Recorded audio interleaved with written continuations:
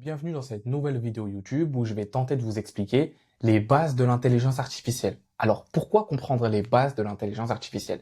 Eh bien, aujourd'hui, tout le monde utilise l'intelligence artificielle dans son quotidien professionnel. Si vous ne le faites pas, vous êtes déjà en retard. Mais que vous souhaitiez implémenter de l'intelligence artificielle par vous-même avec votre équipe en interne ou même en faisant appel à une agence IA, à un consultant IA, d'ailleurs, si vous souhaitez, le lien est dans la bio et on peut en discuter ensemble. Vous devez comprendre les bases de l'intelligence artificielle. C'est nécessaire. Vous devez comprendre les fondamentaux de l'IA, vous devez comprendre les concepts techniques clés, vous devez comprendre les questions problématiques autour de la souveraineté de la donnée et de la sécurité. Vous devez comprendre le concept d'API et de structure des coûts. Ensuite, on va avoir des cas d'usage en droit et on va voir également les panoramas d'outils aujourd'hui qui sont disponibles chez les avocats et également l'AI Act. Donc, c'est la réglementation européenne sur l'usage de l'intelligence artificielle de manière, on va dire, professionnelle. Voilà. Donc, on est parti. Prenez un verre d'eau, prenez un café. On est parti. Et à la fin de cette vidéo, la chose que je peux vous promettre, c'est que vous allez monter en compétences, que vous saurez les fondamentaux nécessaires à une implémentation réussie pour vraiment comprendre les tenants et les aboutissants de l'utilisation de l'intelligence artificielle de manière professionnelle, tout simplement. Donc, si cette vidéo vous est utile, likez, partagez, abonnez-vous et on est parti. Qu'est-ce qu'un LLM? Un Large Language Model. Vous utilisez probablement tous un LLM aujourd'hui sans réellement savoir ce que c'est. C'est un modèle qui va prédire le prochain mot. Le mot le plus probable parmi des milliards de possibilités. Mais de manière beaucoup plus simple, c'est une interface. Vous rentrez un input, donc votre prompt, votre question. Le LLM va traiter cette question et va vous ressortir un output, donc la réponse. Vous connaissez probablement tous GPT, donc on avait le 3, le 4, le 5. Claude, de chez Anthropic, celui qui est en train de tout arracher en ce moment. Vous avez également Mistral et Gemini. Pour ceux qui ne sauraient pas ce que c'est, voilà, un LLM, typiquement, c'est ça. C'est-à-dire que ici, je tape une question et il va me sortir la réponse. Donc, vous me direz, dans Claude, on peut avoir autre chose qu'une simple réponse. On rentrera dans les détails plus tard, mais vous avez ici un LLM. Un LLM ne fait rien de plus que ça, que répondre à votre question. Il n'y a rien de palpable, il n'y a rien de, comment dirais-je, oui, de palpable, tout simplement. Ce qu'il faut savoir, c'est qu'un LLM ne comprend pas. Il génère. Il y a une nuance fondamentale et on la verra tout à l'heure. Mais un LLM génère. Lorsqu'on parle d'intelligence artificielle, il faut parler d'une des plus grandes barrières à son usage professionnel qui est maintenant plus ou moins résolue, ce sont les hallucinations. Le modèle va générer une fausse réponse avec une apparence de certitude absolue. Et ça, c'est un cas qui est arrivé dans la profession d'avocat aux États-Unis. On a un Américain, Steven Schwartz, qui a cité 6 arrêts inexistants qui ont été générés par ChatGPT dans ses conclusions. C'est-à-dire que toute son argumentation reposait sur des arrêts créés par ChatGPT, donc des faux arrêts. Donc il a bien été évidemment sanctionné par le tribunal fédéral, mais il a fait une erreur que, à mon sens, on ne doit plus faire. C'est lorsque un LLM vous sort un résultat, toujours aller double-checker, toujours aller fact-checker l'information, potentiellement lui demander des liens vers Légifrance, vers le pourvoi directement, si c'est pour la Cour de cassation par exemple. Il ne faut jamais copier-coller sans vérifier. Ça, je pense que vous le savez. Il faut toujours lui demander de sourcer indépendamment toute jurisprudence, par exemple. Donc, on le voyait tout à l'heure avec les numéros de pourvoi. Et il faut utiliser l'intelligence artificielle pour la structure. Mais ensuite, il faut aller vérifier manuellement. Donc, toujours utiliser l'intelligence artificielle pour la structure, mais toujours après, aller vérifier par vous-même les résultats que vous sort l'intelligence artificielle et vous aurez l'air moins bête si jamais il y a une jurisprudence qui est fausse. Ça va être 3 règles d'or que si vous utilisez l'intelligence artificielle et vos collaborateurs utilisent l'intelligence artificielle, si vous suivez ces 3 règles-là, vous allez contrer l'hallucination. Il existe aussi un autre moyen de contrer l'hallucination. Ce moyen, ça va être de donner du contexte au LLM. Donc là, je suis dans un LLM et je peux lui poser n'importe quelle question. Lui, qu'est-ce qu'il va faire? Il va aller interroger les données sur lesquelles il a été entraîné. Il va aller potentiellement rechercher sur Internet euh, la réponse à ma question, mais comme Internet est vaste et comme il a une grande capacité de connaissance, il va se perdre et il va potentiellement, pour l'arranger, halluciner. Alors que si je lui donne des outils, par exemple un MCP, donc c'est une sorte de boîte à outils dans lequel je vais lui dire, va regarder dans cette boîte à outils et avec les informations que tu as, réponds-moi. Par exemple, ici, on va le voir juste ici. Donc, je vais dans connecteur et vous voyez juste là, j'ai un connecteur qui s'appelle Good Legal. Eh bien, Good Legal, c'est une base de données juridiques qui est régulièrement mise à jour et qui a été créée pour la création d'agents IA. Donc, si je lui dis, en utilisant le MCP de Good Legal, en utilisant ta boîte à outils qui s'appelle Good Legal, va me rechercher la dernière décision de la Cour de cassation relative à telle ou telle problématique.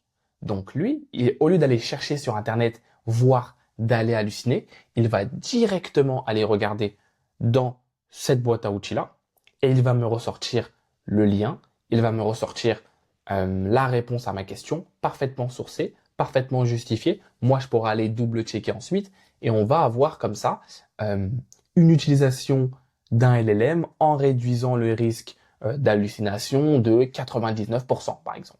Là, je lui demande, en utilisant ton MCP de Good Legal, parle-moi de l'évolution de la jurisprudence sur la qualification d'un contrat de travail et on va regarder ce qu'il fait attentivement. Donc là, je lui ai posé la question et je lui ai bien dit d'aller utiliser son MCP de Good Legal, comme ça il sait directement où chercher. Et donc là, vous voyez, il recherche dans ses tools disponibles, dans toutes ses boîtes à outils, laquelle va correspondre. Donc là, on peut voir, il a cherché, il a trouvé. Et ensuite, dans sa boîte à outils, il va aller faire une recherche, il va aller faire une requête, et donc il va nous sortir un résultat sourcé. Et donc, on peut le voir juste ici, à utiliser l'intégration Good Legal. Donc d'emblée, on sait qu'il a été utilisé notre boîte à outils juridique, donc que ces réponses vont être sourcées. Donc là, vous voyez, on a vraiment un panel, on a comme un assistant juridique fiable qui nous répond. Pourquoi? Simplement parce qu'il a été cherché dans sa boîte d'outils. Il n'a pas été cherché sur Internet, il a été directement dans sa boîte à outils. Donc là, comme vous pouvez le voir, on a plusieurs arrêts dans son explication avec les numéros de pourvoi, avec les explications et nous, on va pouvoir aller directement fact-checker, voir si c'est faux ou pas. D'ailleurs, là, peut-être qu'il hallucine, hein, à moi d'aller vérifier et s'il hallucine, c'est pas bon. Mais au moins, j'élimine l'hallucination. Je ne prends pas pour argent comptant ce que l'intelligence artificielle m'a donné comme information, tout simplement. Et c'est hyper important d'avoir ce réflexe-là. Vous pouvez l'avoir, mais c'est encore plus important que vos collaborateurs aient ce réflexe-là. Ce que vous devez retenir ici, c'est que pour contrer les hallucinations dans le cadre de l'utilisation d'un LLM, ChatGPT, Claude, Gemini, Mistral, vous devez utiliser des MCP, vous devez donner des boîtes à outils spécialisées à votre modèle d'IA pour qu'il puisse aller chercher dedans, effectuer des recherches dedans et donc réduire l'hallucination de 99%. Un autre élément dont j'aimerais parler, c'est l'art de formuler ses instructions pour obtenir un résultat fiable et reproductible. Autrement dit, le prompt engineering.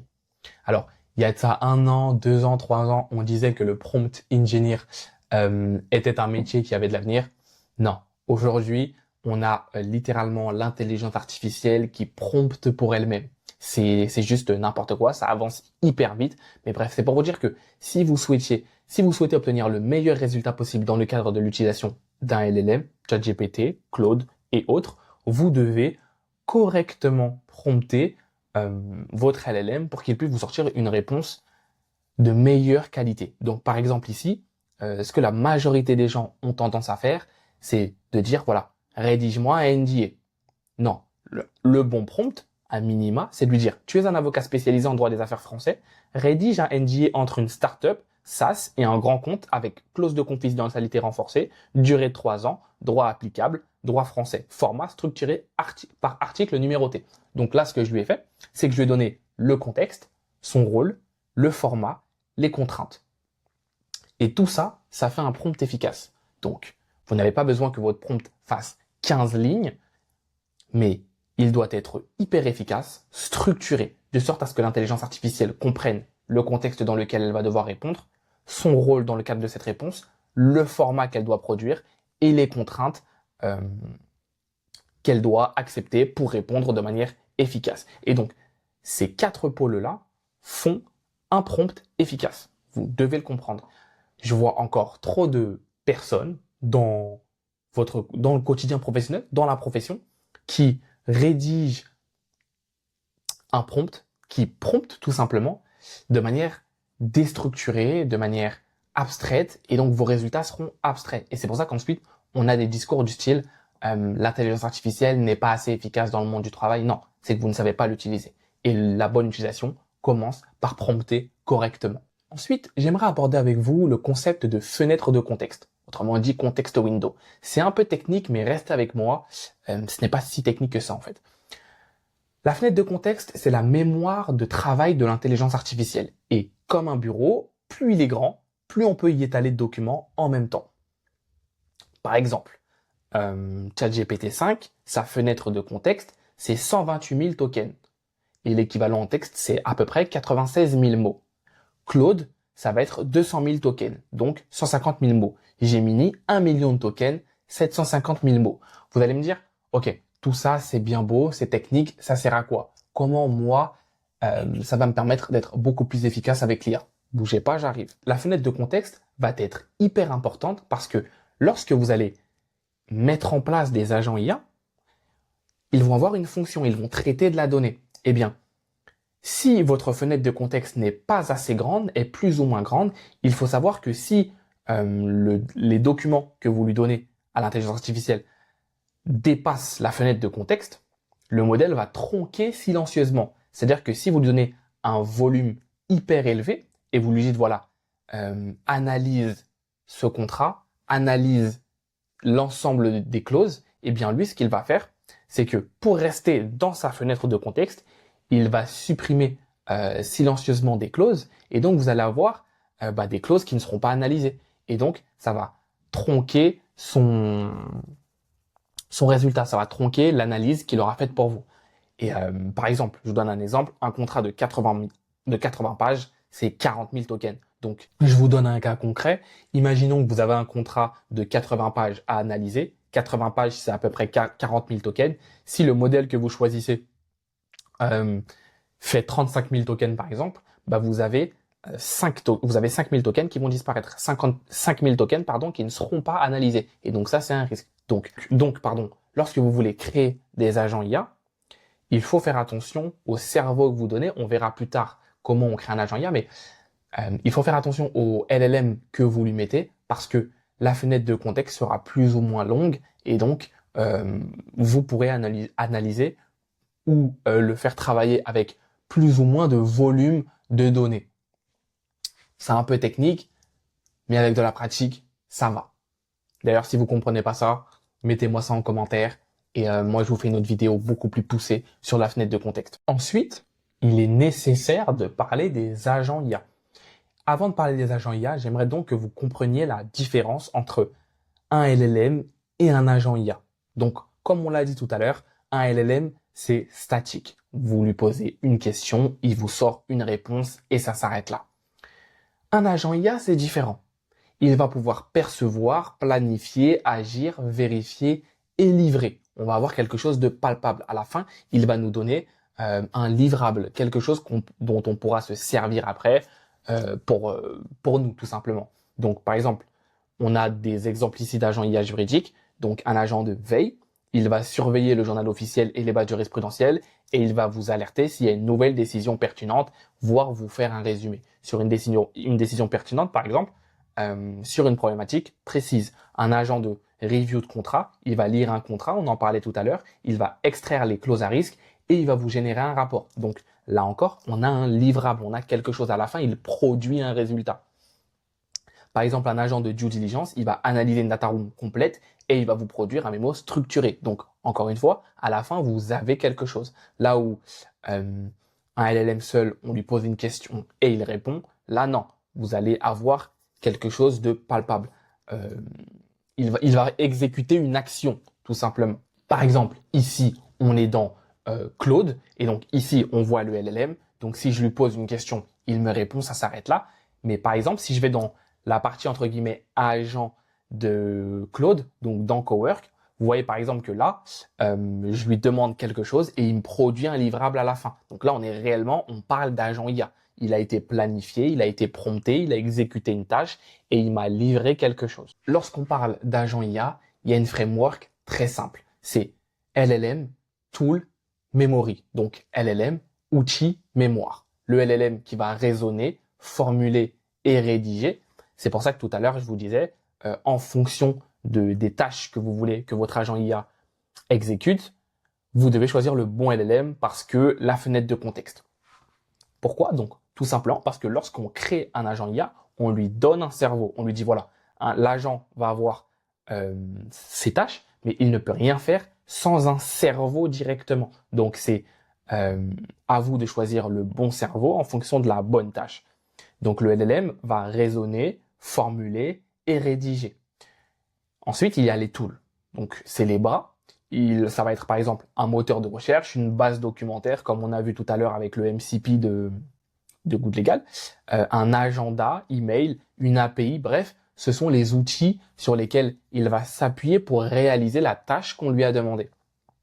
Ensuite, la mémoire. La mémoire, elle est hyper importante pour retenir le contexte entre les sessions, les dossiers clients, l'historique, les préférences, etc.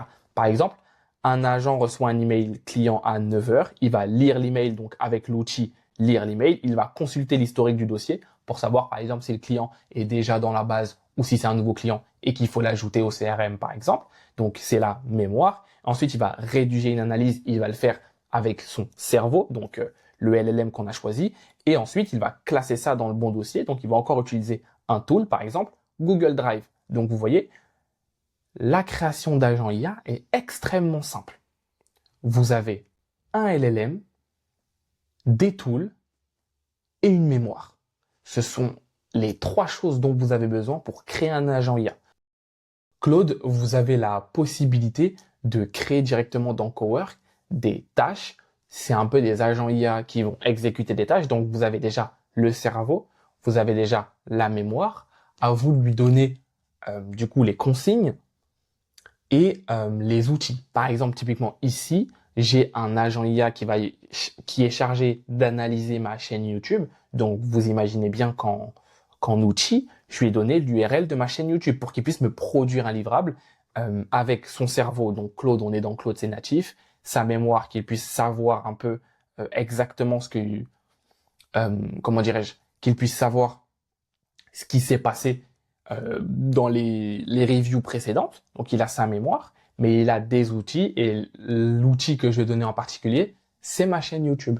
Donc, lorsque vous voulez créer un agent IA, que ce soit vous ou un consultant qui vous crée un agent IA, si vous arrivez déjà avec cette compétence de savoir, bon bah voilà, j'aimerais un agent YouTube chargé de review mes contrats, j'aimerais utiliser, par rapport à la fenêtre de contexte, j'aimerais utiliser, je vous dis une bêtise, Gemini par exemple, j'aimerais que ça se passe à 9 heures, eh bien, tout de suite, voilà, on gagne du temps, vous connaissez la framework cerveau, bras, mémoire, LLM, tool, memory, et c'est tout de suite plus rapide. Et même vous savez quel cerveau vous avez mis, vous savez quels outils vous avez mis, et donc c'est tout de suite plus simple pour vous pour comprendre comment fonctionnent vos agents IA. Donc ensuite, vous devez comprendre comment ça fonctionne. Vous devez comprendre comment fonctionne un workflow juridique automatisé, un agent IA qu'on va programmer. Eh bien, la programmation, c'est extrêmement simple. C'est un trigger, donc à quel moment l'agent ou le workflow se déclenche, le traitement, donc ce qu'il va faire, et l'output, donc ce qui va nous sortir en livrable. Donc, chaque automatisation, chaque agent IA doit avoir un moment où il se déclenche, le traitement et l'output. Je vous donne un exemple tout de suite. Donc, par exemple, là, la réception d'un contrat. Donc, l'email, donc le trigger, c'est un email avec une pièce jointe en PDF. Le traitement va être l'extraction des clauses et l'analyse des risques de ce contrat. Et enfin, un rapport structuré dans le dossier client. Un autre exemple, par exemple, si vous avez un agent IA chargé d'effectuer de la veille jurisprudentielle, donc le trigger, ça va être la publication sur Légifrance ou Dalloz. Le traitement, ça va être le filtrage des mots-clés, plus un résumé LLM. Et enfin, l'output, ça va être une alerte email avec une synthèse. Je vous donne un exemple en pratique. Ici, j'ai un agent IA, c'est une tâche planifiée sur Cowork, mais ça s'apparente à un agent IA, chargé d'analyser ma chaîne YouTube. Donc, on a le trigger. Juste ici, la prochaine exécution, c'est le 13 avril, à midi. Ensuite, on a juste ici le traitement. Donc ici, ça va être l'analyse de ma chaîne YouTube, donc de comprendre un peu ce que je dois faire sur la chaîne YouTube. Ça, c'est le traitement. Et enfin, on a produire. L'output, c'est produire un rapport PDF d'audit complet, structuré, actionnable et professionnel. Donc vous voyez, un agent IA, ce n'est rien de plus qu'un trigger, le traitement et l'output. Ensuite, vous pouvez aussi avoir des multi-agents. Je suis pas très fan des multi-agents, c'est essentiel, c'est correct, mais si demain il y a une erreur, si on n'arrive pas à avoir le résultat qu'on souhaite avoir, il va falloir décortiquer chaque agent, donc le premier agent et tous les petits agents. Bon, ça demande du travail. Moi, je suis plus partisan de plusieurs agents, chacun spécialisé dans une tâche. Et donc, s'il y en a un qui n'exécute pas parfaitement, on sait c'est lequel et on peut aller en profondeur dessus. Alors que si vous avez un agent et plein de sous-agents pour réaliser une tâche, ça peut être compliqué à débugger. Bon, là, c'est l'aspect technique, mais lorsqu'on parle de multi-agents, vous avez un agent orchestrateur et plusieurs sous-agents chargés de réaliser une tâche précise. Et donc, c'est comme un cabinet avec un associé, donc l'orchestrateur, et qui délègue à des collaborateurs spécialisés, donc des sous-agents. C'est la même chose. L'avantage clé de ça, c'est que chaque agent est expert dans une tâche précise. Vous avez une meilleure qualité que tout faire avec un seul LLM. Donc ça, c'est réel. C'est aussi réel. C'est-à-dire que si vous donnez à un seul agent beaucoup de tâches, eh bien, par définition, ça va bugger, ça va être un peu plus lent à être réalisé. Et même si vous avez un problème, il va falloir tout débugger. C'est-à-dire que si vous donnez à un seul agent énormément de tâches à la suite, déjà vous entrez un prompt qui est énorme et c'est compliqué à modifier par la suite. Alors que si vous avez plusieurs petits agents, chacun spécialisé dans une tâche à exécuter, eh bien, chacun a un prompt qui va être plus ou moins court, précis, sur une seule tâche. Donc, c'est beaucoup plus facile. Ensuite, on va parler d'un sujet hyper important si vous souhaitez utiliser de l'intelligence artificielle dans votre cabinet ou même dans n'importe quelle structure, c'est la souveraineté de la donnée.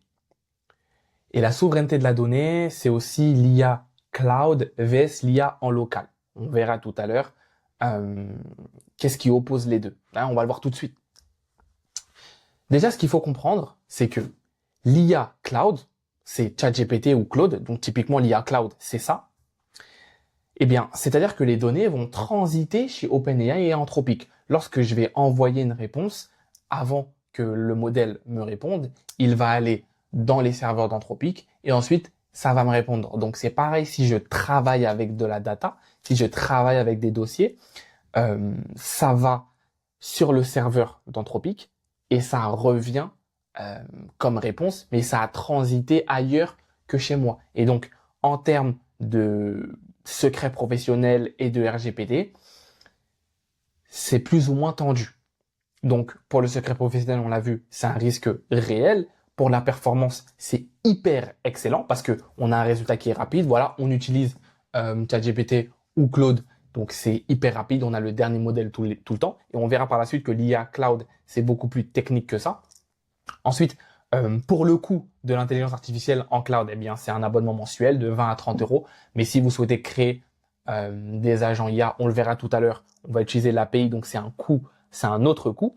Et le setup, c'est immédiat. Je crée un compte, j'ai accès à l'intelligence artificielle tout de suite. L'intelligence artificielle cloud.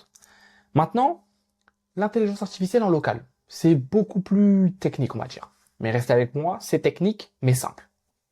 Eh bien, les données vont rester sur la machine. Je vous montre tout de suite. Donc ici, on est sur Oyama. Si je pose une question là directement, où se situe la Tour Eiffel, hop.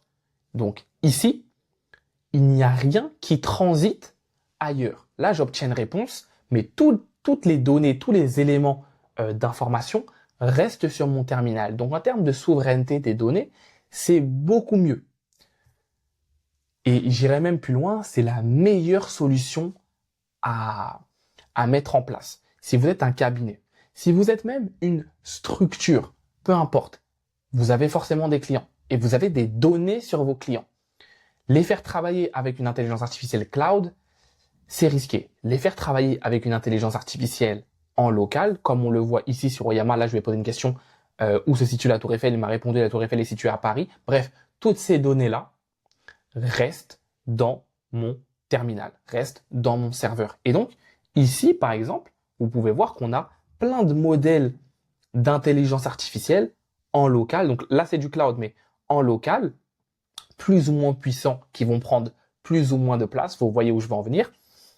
Et ces modèles-là nous permettent d'être souverains de la donnée de nos clients de bout en bout. Si vous utilisez des agents IA et vous mettez comme cerveau un LLM que vous avez sur vos serveurs, toute la donnée qui transite, nom, prénom, identifiant de carte bancaire, contrat, ça reste chez vous. Vous restez garant de l'intelligence artificielle, vous restez garant de la souveraineté des données de vos clients. Et donc ça, c'est super important.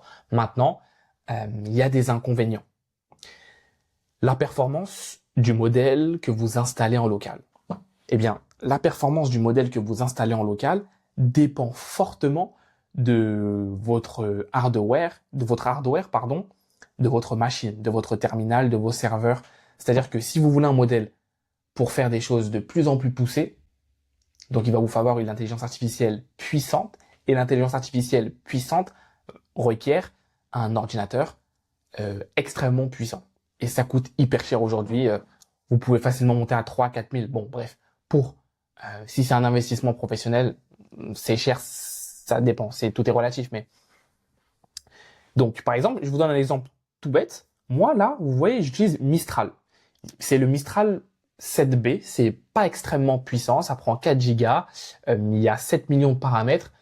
C'est pas énormément puissant. Mais typiquement, récemment, il y a des modèles hyper puissants comme Gemma 4B, Gemma 4 qui sont sortis. Donc là, il y a 31 milliards de paramètres. Si je le télécharge, ça va prendre énormément de place. Ça sera extrêmement lourd. Et donc, si vous n'avez pas un ordinateur qui suit derrière, vous ne pourrez rien faire avec. Parce que ça sera hyper lent. Ça va faire ramer votre terminal. Ça va faire ramer votre ordinateur. Et c'est pas ce qu'on veut.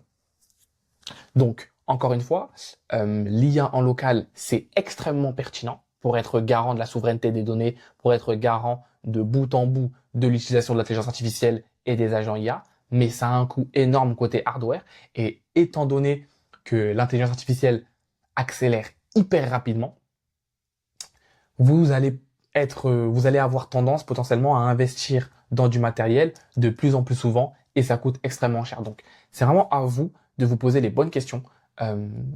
Pourquoi on va utiliser l'IA cloud? Pourquoi on va utiliser l'IA en local? On peut combiner les deux. L'IA cloud pour quelque chose, l'IA en local pour autre chose. Donc, utiliser l'interface ChatGPT ou Claude au grand public avec des données clients, c'est une potentielle violation du secret professionnel et du RGPD. C'est-à-dire que si ici, là, je mets un contrat client, je mets des informations clients, eh bien, je vous dis pas que Claude va utiliser ces données-là pour entraîner leur modèle ou qu'il y a une violation du secret professionnel. Mais vous permettez à ces modèles d'intelligence artificielle d'avoir accès à des données confidentielles de vos clients. Est-ce qu'ils vont en faire quelque chose? Potentiellement pas. Mais ne sait-on jamais, tout simplement. Et donc ça, c'est vraiment vous et vous, c'est vraiment votre manière de fonctionner qui va être propre à vous. On va voir tout à l'heure que via l'utilisation d'API, vous avez des règles de confidentialité. Vous avez des règles de confidentialité qui font que les données ne sont pas utilisées pour entraîner les modèles d'intelligence artificielle. Vous pouvez signer ce qu'on appelle un contrat de confidentialité du coup avec Anthropic qui va permettre qu'après donc du coup vous êtes respectueux de tout ça quoi. Utiliser de l'intelligence artificielle en local, c'est ce qu'il y a de mieux, mais ce n'est pas pour tout le monde. Tout le monde ne peut pas se permettre d'investir énormément dans du matériel de manière régulière. Et donc, si vous utilisez ChatGPT, Claude, vous allez l'utiliser au travers de leur API, il y a des bonnes pratiques à avoir. Déjà, il faut utiliser l'API avec un DPA, Data Processing Agreement. C'est signé avec le fournisseur et c'est un contrat tout simplement sur le traitement de la data. Comme je vous ai dit, il faudrait privilégier des modèles locaux, donc pour les données sensibles. Donc pourquoi pas combiner les deux, de l'IA cloud pour de la présentation, de la génération de contenu, potentiellement des emails, et de l'IA en local pour des données sensibles, de l'analyse de data room par exemple. Il ne faut jamais saisir des noms de clients, sirènes ou données personnelles dans une interface publique. Ça, c'est extrêmement important. C'est la base de la sécurité. Mais vous le savez, peut-être que vos collaborateurs ne le savent pas. Donc aujourd'hui, tout le monde utilise de l'intelligence artificielle. Quitte à ce que tout le monde utilise de l'intelligence artificielle, autant que vos collaborateurs soient formés, autant que vous ayez par exemple une charte avec ce qu'il faut faire, ce qu'il ne faut pas faire, dans quel cas vos collaborateurs doivent utiliser l'intelligence artificielle en local, dans quel cas ils doivent utiliser l'intelligence artificielle en cloud, tout simplement. Il faut à chaque fois vérifier la politique de rétention des données du fournisseur, ça c'est extrêmement important. Vous utilisez ChatGPT, ok, allez regarder la politique de rétention des données.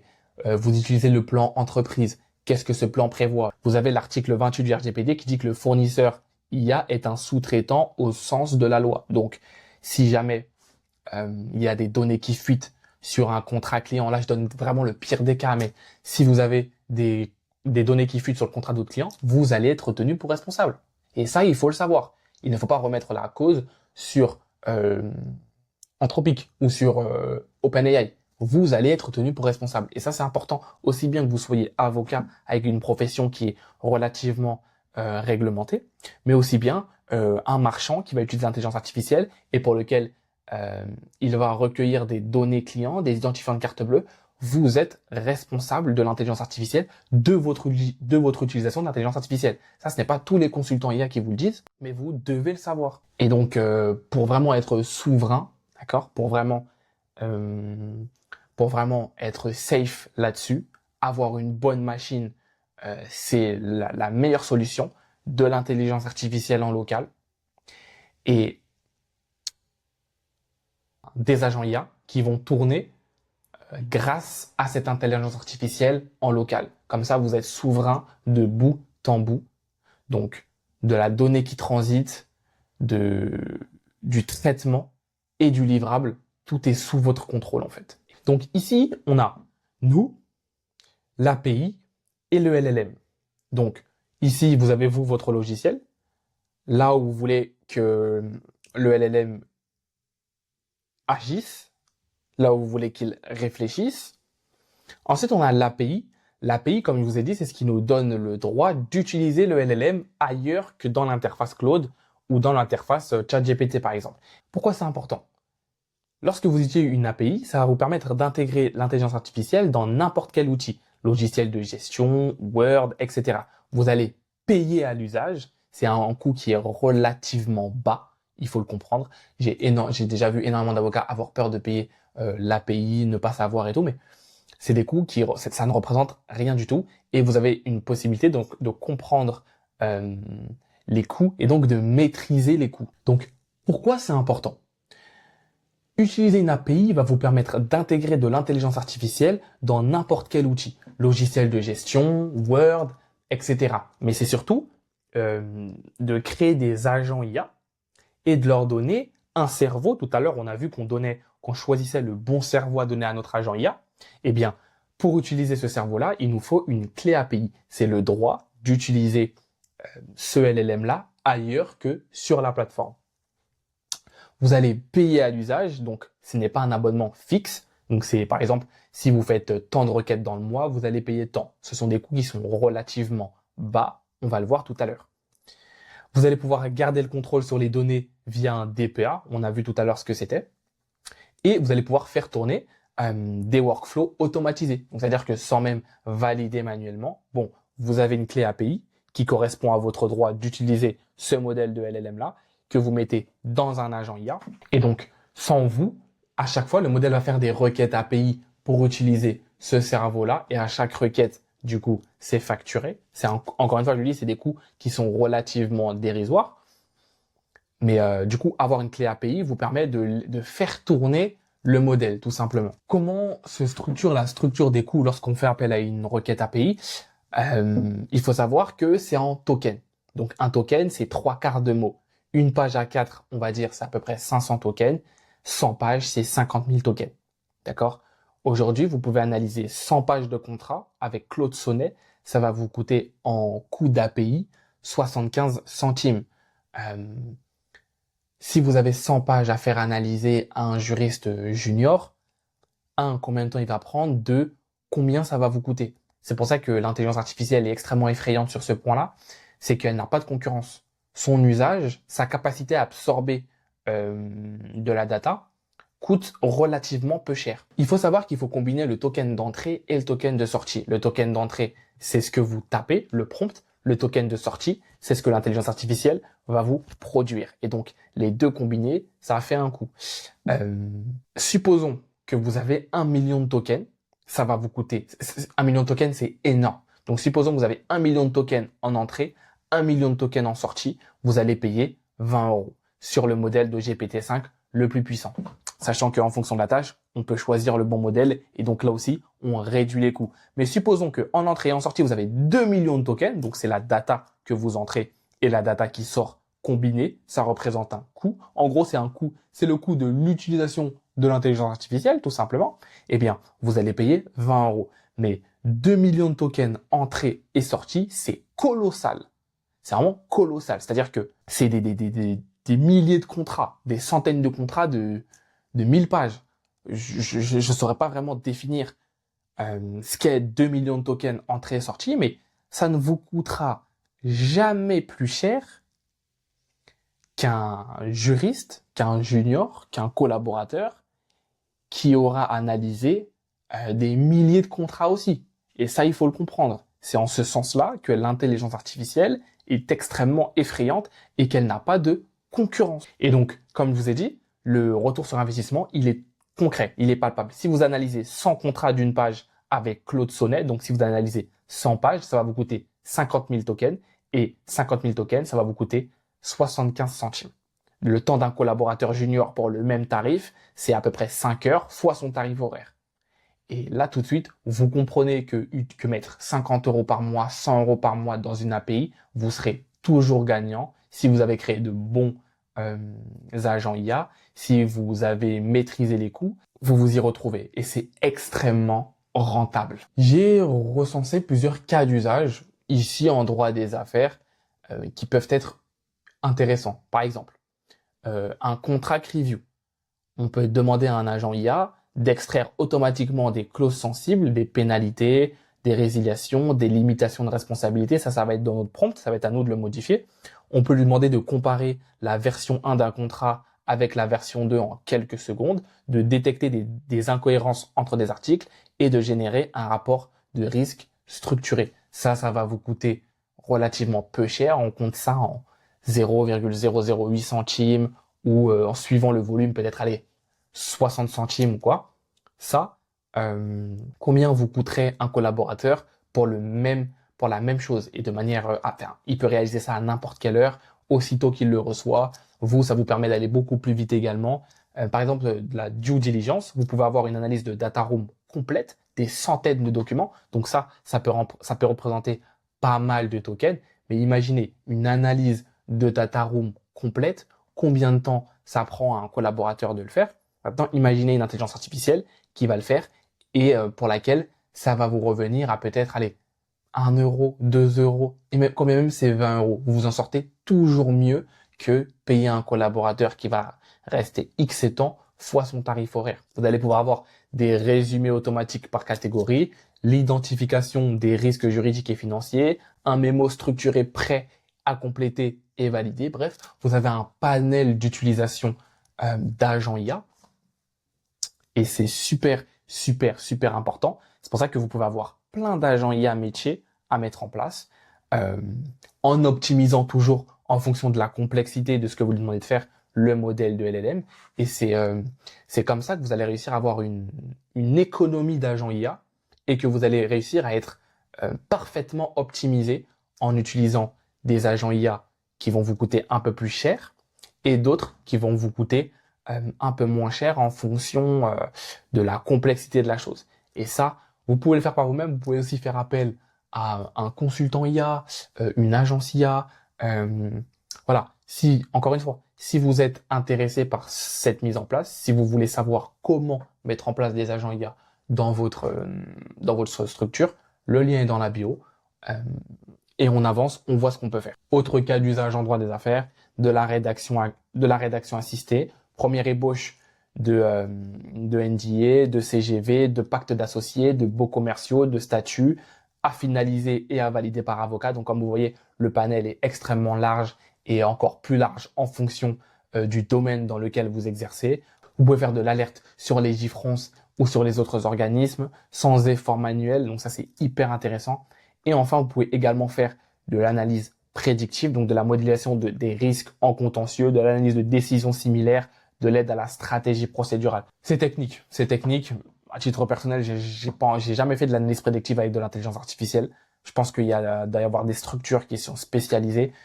Vous devez avoir énormément de data sur des cas, sur vos cas, à donner à l'intelligence artificielle pour qu'elle puisse regarder et s'en servir pour prédire le résultat d'un cas, tout simplement. Encore une, bon, ça, c'est une partie, je l'ai mis parce que c'est quelque chose qu'il est possible de faire. Mais pour l'instant, moi, personnellement, j'ai jamais eu à faire ça. Et c'est quand même compliqué. Prenons l'exemple d'un cas concret, un workflow concret. Un client vous envoie un contrat par mail. Vous avez un agent 1 qui va être spécialisé dans l'extraction des données, les parties, l'objet, la durée, le droit applicable. Vous allez avoir un agent 2 qui va analyser les clauses à risque, la responsabilité, la pénalité, la résiliation. Vous allez avoir un agent 3 qui va faire des comparaisons avec des précédents que vous avez eu en interne. Et vous allez avoir l'output qui va être un rapport PDF plus un résumé exécutif classé dans le dossier client. Ça, c'est une tâche en temps normal qui vous aura coûté plus de 2 heures à faire manuellement. Ici, ça sera fait en 3 minutes. Avec des agents correctement promptés, ça sera fait en 3 minutes, même pas. Et vous allez avoir un gain de 95% du temps de traitement. C'est colossal. Faites ça fois le nombre de contrats que vous recevez par mail, fois le nombre de données que vous recevez par mail, par exemple, à analyser. Votre vie en tant que professionnel va changer. En utilisant de l'intelligence artificielle, votre vie change. Ce n'est même pas une image, ce n'est pas imagé, c'est réel. Vous avez énormément de temps à gagner. Vous allez gagner en productivité en mettant en place des agents IA correctement structurés. On a aussi un panorama d'outils que vous devez connaître. Donc, vous avez des outils qui sont généralistes, Claude, ChatGPT, Gemini. Ça, c'est cloud. C'est 20 à 30 euros par mois hors coût d'API. On a vu pourquoi on utilisait les API tout à l'heure. Vous avez aussi des outils IA de recherche juridique, Doctrine AI, Dalloz, Genial. Eux, ils sont spécialisés et le prix, bon, bah, c'est sur devis. Vous avez également des outils IA spécialisés dans la rédaction juridique, Ordali, Gemini, Harvey. Ça, pareil, ils sont vraiment spécialisés à la profession juridique. C'est sur devis. Vous avez des IA souveraines, comme on a vu, Mistral. Vous avez des modèles de ChatGPT, donc GPT-OSS. Vous avez des modèles de Google aussi, les derniers Gemma 4 qui sont hyper intéressants à installer en local. Ça, il faut que l'hardware suive, il faut le matériel qui suit. Si vous l'avez, vous partez sur de l'IA en local, c'est la meilleure option et on a vu pourquoi tout à l'heure. Donc du coup, ça va vous revenir à une utilisation de l'intelligence artificielle gratuite. Et enfin, vous avez des outils d'automatisation, N8N, Make, Zapier, où vous allez pouvoir créer des workflows, donc des workflows et des agents IA. Je rajouterai même Claude Cowork et Claude Code pour les choses qui sont beaucoup plus poussées. Et donc ça, ouais, ça peut aller de 0 à 50, voire plus par mois. Moi, mon conseil, concrètement, c'est si vous voulez vous familiariser avec les agents IA, vous devez commencer par créer des agents IA en utilisant Claude, ChatGPT via API, être au courant du data processing, de la manière dont le modèle que vous avez choisi traite la donnée, même décocher, ne pas utiliser, ne pas servir de mes données pour entraîner les modèles, ça c'est hyper important. et ensuite vous déployez. Donc ça peut être une première roadmap pour commencer à déployer des agents IA dans votre profession, dans votre quotidien. Ensuite, on a l'AI Act. Donc ça, c'est la réglementation, c'est une réglementation européenne sur l'utilisation de l'intelligence artificielle. Donc ça a été mis en place en 2025 et ça va rentrer en vigueur progressivement. Ce que l'AI Act change pour un avocat, vous pouvez conseiller vos clients sur la conformité de l'IA. C'est une niche de conseil en forte demande en ce moment. Vous avez des systèmes IA pour des décisions importantes qui impactent les droits des personnes, donc c'est un haut risque. Il y a des obligations qui sont renforcées, des obligations qui sont plus ou moins renforcées, et notamment vous avez une obligation de transparence, de registre, d'audit régulier, de supervision humaine obligatoire. Si vous souhaitez en savoir plus sur l'AI Act et ce qu'il prévoit, si vous souhaitez que je vous en fasse une vidéo, mettez-moi ça en commentaire, je vous ferai une vidéo sur l'AI Act, ce que ça change pour l'utilisation de l'intelligence artificielle pour les professionnels tout simplement. Et aussi, oui, bon, voilà, on peut en parler également, mais l'opportunité, l'AI Act crée une expertise juridique de niche et stratégique, et c'est en forte demande. Moi, j'ai vu pas mal de personnes, voilà, qui conseillaient stratégiquement des entreprises, des sociétés, même d'autres avocats. Ici, j'ai 5 points hyper importants sur la responsabilité et la déontologie. Ces points sont évidents, mais ce n'est pas tout le monde qui est au courant de ça. Ce n'est pas tout le monde qui est au courant de ce que l'intelligence artificielle représente lorsqu'on l'utilise. Il faut savoir que, et ça c'est hyper important, la signature de l'avocat engage sa responsabilité et pas celle de l'intelligence artificielle. On l'a vu tout à l'heure. L'obligation de vérifier systématiquement toute production d'intelligence artificielle avant l'utilisation. On a vu que l'intelligence artificielle hallucine, on a vu comment réduire l'hallucination, mais ça ne vous empêche pas de vérifier ce que l'intelligence artificielle a produit. Vous avez un devoir de compétence et c'est aussi pour ça que je fais ce genre de contenu. C'est vous devez vous former à l'IA. N'attendez pas qu'on vous dise de vous former à l'IA. N'attendez pas que ça devienne obligatoire. Le meilleur moment pour se former, c'était il y a 2 ans. Le deuxième meilleur moment, c'est maintenant. La transparence client. Informer vos clients si l'intelligence artificielle a contribué au travail. Et ça fait partie de la réglementation en cours, c'est une évolution. Mais si l'intelligence artificielle dans le processus de travail a été utilisée, il faut informer le client. Ça, c'est possible. Il y a plusieurs moyens de le faire. Ça, c'est aussi pour les professions réglementées que pour les autres. Vous devez le faire. C'est hyper important. Et enfin, l'IA est un outil d'assistance, jamais de substitution au jugement juridique. Et donc ça, c'est hyper important, encore une fois, en tant qu'avocat. Vous devez utiliser l'intelligence artificielle pour être beaucoup plus efficace, mais en aucun cas, vous devez la laisser prendre le pas. L'intelligence artificielle vous permet, vous, de vous concentrer sur votre zone de génie. Elle va, elle va préparer le terrain, mais ensuite, c'est à vous de garder le contrôle. Vous êtes le cerveau. Ne laissez pas l'intelligence artificielle. On peut être surpris par ce qu'elle peut faire. On peut être émerveillé par ce que l'intelligence artificielle peut faire. Mais on doit être lucide sur l'usage de l'intelligence artificielle. Ça, c'est extrêmement important. Voilà. Si vous avez été jusqu'à la fin de cette vidéo, félicitations. Vous êtes monté en compétence plus que 95% des avocats aujourd'hui. Ça, c'est énorme. Vous avez compris les bases de l'intelligence artificielle. Vous savez comment utiliser de l'intelligence artificielle.